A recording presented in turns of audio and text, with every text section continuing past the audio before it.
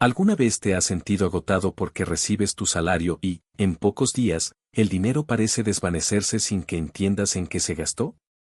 ¿Te sucede que intentas ahorrar, pero siempre surge algo inesperado y terminas diciendo, ¿el próximo mes lo haré?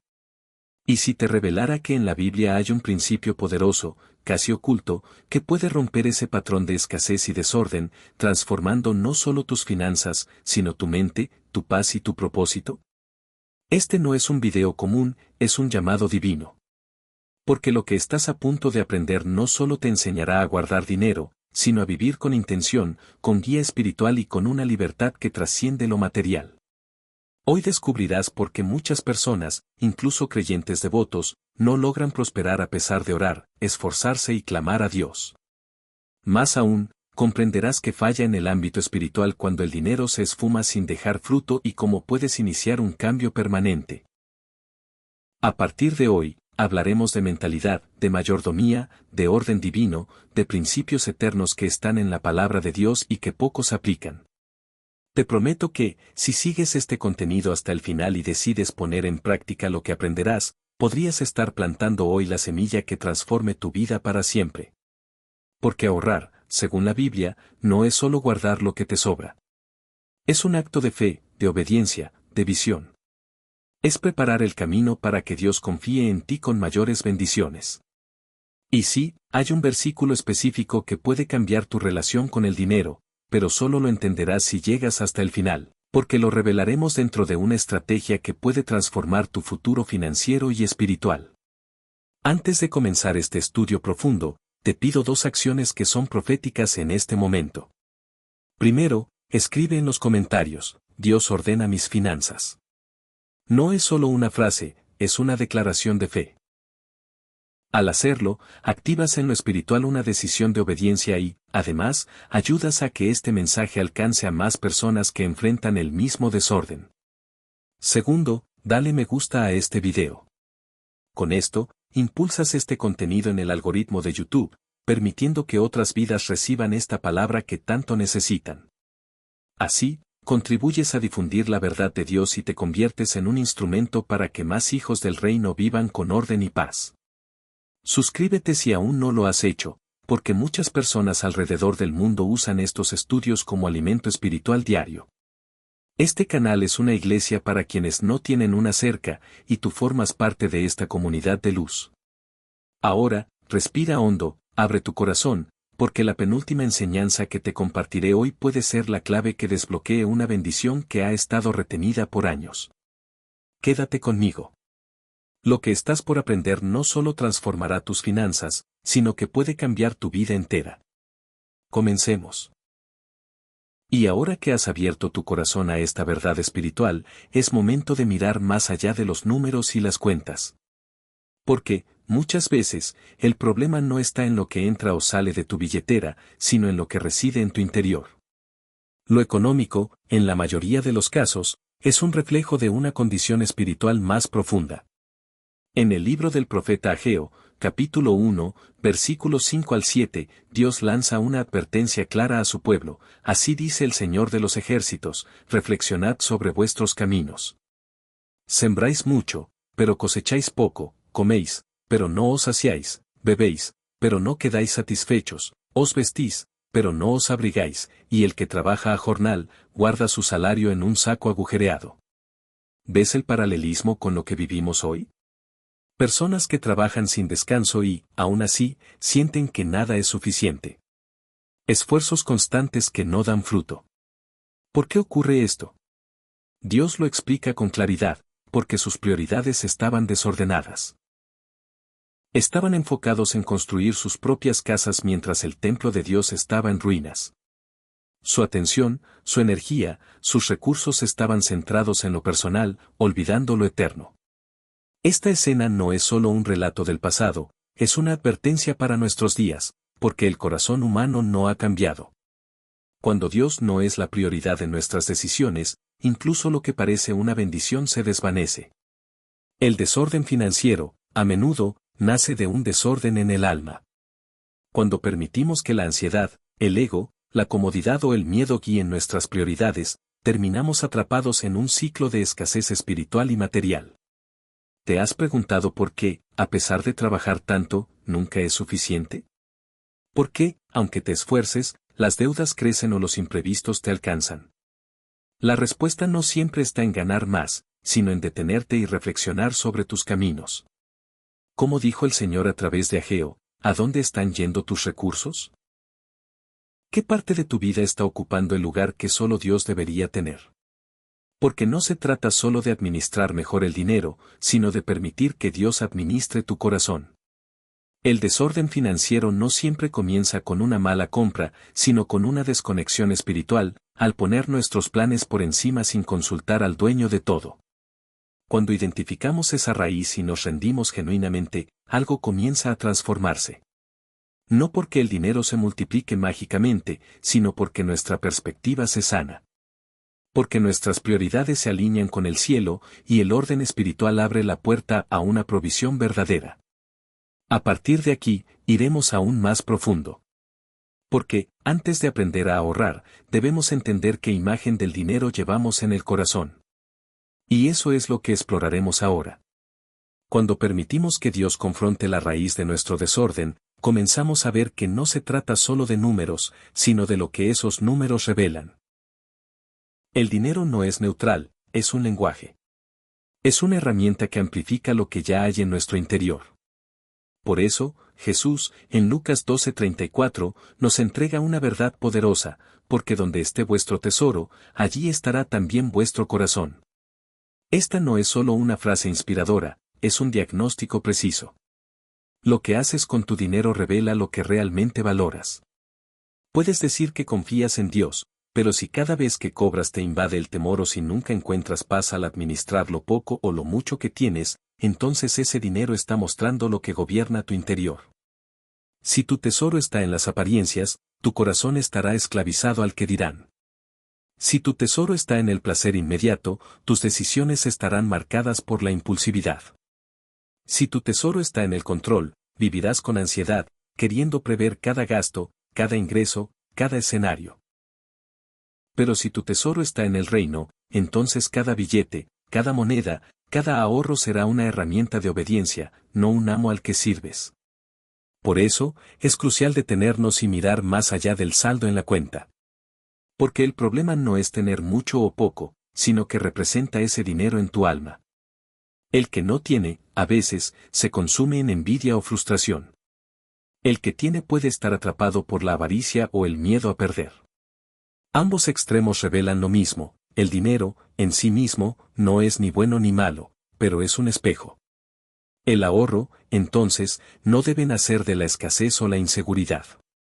Debe surgir de la sabiduría, de la mayordomía, de la adoración. Cuando decides ahorrar, estás diciendo, Señor, no vivo solo para el ahora. Creo en el mañana que tú preparas. Creo en la visión que me diste. No gasto todo lo que tengo porque hay propósito, hay dirección, hay obediencia. Esto cambia por completo cómo ves el dinero. Deja de ser un simple recurso y se convierte en una señal de tu caminar con Dios. Porque ahorrar no es desconfiar de la provisión divina, al contrario, es honrarla, es cuidarla, es multiplicarla como lo haría un siervo fiel. Al comprender esto, todo comienza a alinearse. Ya no vives guiado por la urgencia o el deseo, sino por el propósito. Y eso abre la puerta al siguiente paso, transformar tu mentalidad para salir de la escasez y caminar en la mentalidad del reino. Es ahí donde comienza el verdadero cambio. Cuando entendemos que el dinero refleja nuestro interior, es inevitable examinar qué tipo de mentalidad hemos cultivado en relación con él. Porque, más allá de los ingresos o las deudas, hay algo más profundo que determina nuestras decisiones, la forma en que pensamos. Y en este punto, hay dos caminos claramente distintos que todo creyente debe enfrentar, la mentalidad de escasez y la mentalidad del reino. Jesús, en Mateo 6. 25-34, expone esta diferencia con una claridad que trasciende generaciones, no os preocupéis por vuestra vida, qué comeréis o qué beberéis. Mirad las aves del cielo, que no siembran ni siegan, y vuestro Padre Celestial las sostiene. ¿No valéis vosotros mucho más que ellas? Y concluye con un mandato que es también una promesa, buscad primero el reino de Dios y su justicia, y todo lo demás os será añadido. La mentalidad de escasez nace del miedo. Es el pensamiento constante de que nunca es suficiente, de que siempre falta, de que hay que correr, luchar, retener. Vive comparándose con otros, atrapada en la ansiedad por el mañana. Se basa en la experiencia del mundo, no en la verdad del cielo. Es como si todo dependiera únicamente de nuestras manos y no de aquel que sostiene el universo. La mentalidad del reino, en cambio, se basa en la confianza. No es pasiva ni irresponsable, pero sí libre de afán. Reconoce que Dios es el proveedor, que Él sabe lo que necesitamos y que, cuando lo ponemos primero, lo demás llega en su tiempo. Esta mentalidad no niega la realidad, pero tampoco la adora. Se mueve por fe, no por temor. Planifica con sabiduría, pero descansa en la fidelidad del Padre. Y aquí es donde muchos tropiezan, porque creen que confiar en Dios es vivir sin cuentas, sin estructura, sin ahorro. Confunden fe con desorden. Pero el mismo Dios que alimenta a las aves también enseñó a José a almacenar durante los años de abundancia. El mismo Jesús que multiplicó los panes ordenó recoger lo que sobró. La fe y la planificación no son opuestas, son aliadas. La mayordomía bíblica no es vivir al límite, sino vivir en obediencia. Dios no glorifica la escasez. Él glorifica la dependencia de su provisión. Y muchas veces, esa provisión fluye mejor cuando dejamos de vivir como huérfanos que se aferran al poco pan que tienen y comenzamos a vivir como hijos que saben que su Padre tiene recursos eternos. Entonces, si has vivido con el pensamiento de esto no alcanza, no se puede, es imposible, es hora de renovar tu mente. No se trata solo de ganar más, sino de pensar como alguien que ha sido llamado a representar el reino de los cielos en la tierra. Porque quien piensa como hijo, administra como tal. Y ese es el primer paso hacia una vida financiera ordenada, fructífera y bendecida. Ahora que esta nueva mentalidad comienza a tomar forma en tu interior, es tiempo de profundizar en uno de los principios más poderosos que la Biblia nos entrega sobre el uso del dinero, el valor espiritual de guardar, de reservar, de ahorrar con propósito. Y lo descubriremos en la siguiente enseñanza. Cuando renovamos nuestra mentalidad y dejamos atrás el afán, comenzamos a ver el dinero con otros ojos. Ya no como algo que simplemente se va o se necesita, sino como una herramienta que puede ser guiada, administrada, reservada. Y esto nos lleva directamente a uno de los principios más ignorados, pero más poderosos, de la palabra, el ahorro. Proverbios 21:20 dice, tesoro valioso y aceite hay en la casa del sabio, pero el insensato todo lo derrocha. Este versículo no solo habla de un hecho económico, revela un principio espiritual. En la cultura bíblica, el aceite era símbolo de unción, de provisión, de presencia divina. Y el tesoro valioso representa lo que ha sido guardado con sabiduría. Es decir, el sabio no solo tiene porque trabaja, sino porque sabe preservar, no malgasta, no vive para lo inmediato. Guarda, administra, anticipa.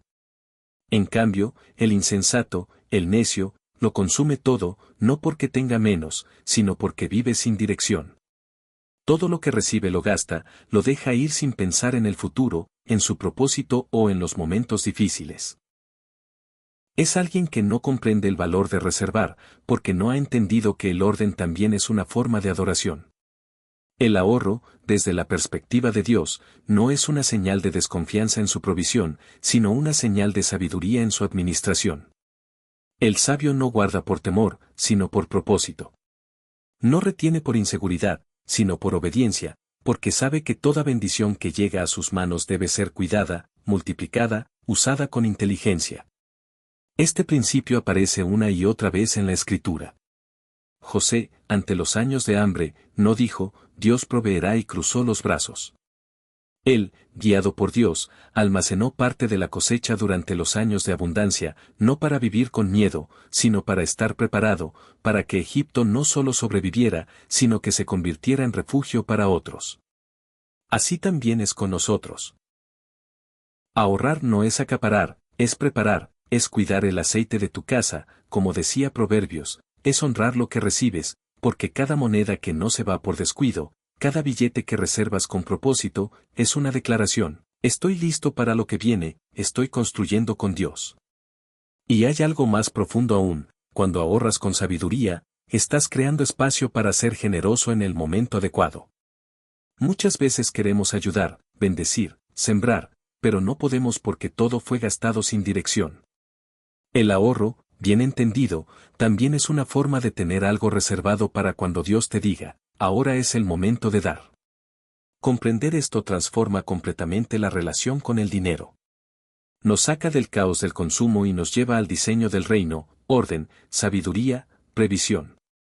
Y ese diseño comienza a manifestarse cuando dejamos de reaccionar y empezamos a planificar. Pero eso no ocurre solo con buenas intenciones. Se necesita fidelidad en lo pequeño. Y es ahí donde entra uno de los principios más importantes del crecimiento: ser fiel en lo poco. Porque solo así Dios puede confiártelo mucho. Cuando aprendemos a guardar con sabiduría, algo poderoso comienza a suceder en lo invisible. No es solo que el dinero permanezca más tiempo en nuestras manos, sino que nuestro carácter empieza a madurar. Porque ahorrar no se trata únicamente de tener disciplina financiera, sino de ser probado en fidelidad. Y es precisamente en esa fidelidad donde se revelan las verdaderas intenciones del corazón. Jesús lo expresó con claridad en Lucas 16:10: el que es fiel en lo muy poco, también en lo más es fiel, y el que en lo muy poco es injusto, también en lo más es injusto. Este versículo no habla de dinero en términos de cantidad, sino de responsabilidad. Nos recuerda que, para Dios, no importa cuánto tienes, sino cómo manejas lo que ya tienes. Porque el reino no se mueve por volumen, sino por fidelidad. Y este principio lo vemos de forma aún más profunda en la parábola de los talentos. En Mateo 25, 14-30, Jesús cuenta la historia de un señor que, antes de irse de viaje, entrega a 3 siervos cantidades distintas de dinero. A uno le da 5 talentos, a otro 2 y al último, 1. No todos reciben lo mismo, pero todos reciben algo. La expectativa era clara: cada uno debía administrar lo que recibió con diligencia, no importa si era mucho o poco. El primer y el segundo siervo fueron fieles. Hicieron trabajar lo que tenían, multiplicaron, cuidaron, pensaron más allá del momento. Cuando el Señor regresó, no los felicitó por haber hecho milagros, sino por haber sido fieles. Sus palabras fueron: bien, buen siervo y fiel. Sobre poco has sido fiel, sobre mucho te pondré. Pero el tercero, el que recibió un solo talento, lo escondió. No lo malgastó, no lo perdió, simplemente lo enterró. Su problema no fue la escasez, sino el miedo. Su falta de acción reveló su falta de confianza. Y eso provocó no solo una pérdida, sino una reprensión dura. Se le quitó aún lo poco que tenía. Aquí hay una verdad: Dios no multiplica el desorden, pero sí honra la fidelidad. No se trata de tener mucho para empezar a ser ordenado. Se trata de demostrar, con lo poco que tienes ahora, que eres digno de recibir más. Cada vez que apartas una parte de tus ingresos, aunque sea mínima, estás diciendo: Señor, puedo ser confiado con esto. No lo consumo todo. No vivo para lo inmediato. Estoy preparándome para lo que viene. Ese es el lenguaje del reino. Ese es el corazón del siervo fiel. Y cuando vives así, el crecimiento no es solo financiero, es espiritual. Porque comienzas a pensar como un mayordomo, no como un sobreviviente, como alguien que tiene una misión, no solo necesidades. Y eso te abre a una dimensión: entender que tu dinero no solo sirve para cubrir gastos, sino que tiene un propósito eterno. Que tus recursos, cuando son guiados por Dios, pueden participar de algo mucho más grande que tú mismo.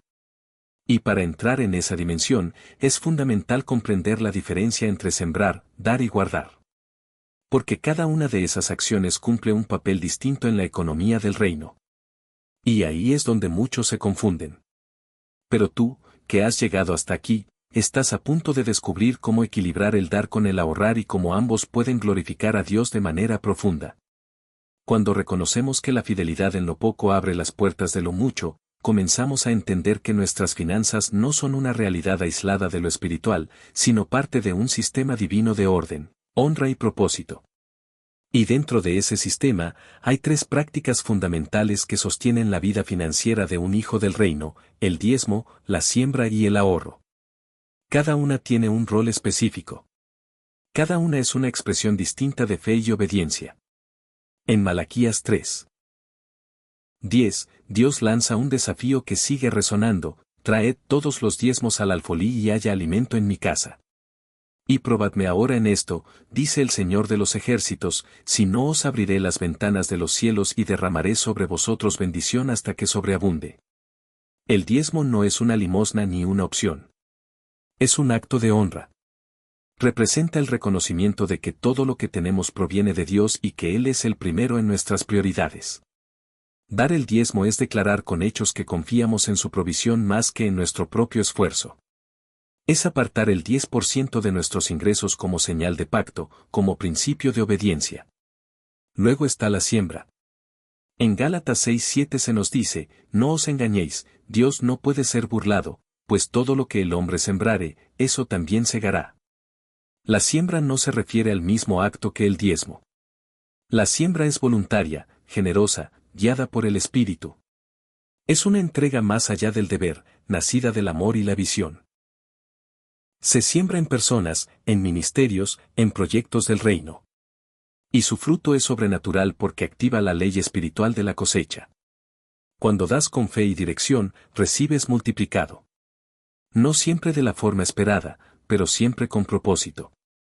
El ahorro, por su parte, es el pilar silencioso. No brilla como el diezmo ni emociona como la siembra, pero sostiene. El ahorro es el terreno preparado, el aceite reservado, la provisión guardada con sabiduría. No es para acumular por miedo, sino para estar listo para el día de sembrar, para el día de ayudar, para el día de actuar con dirección divina.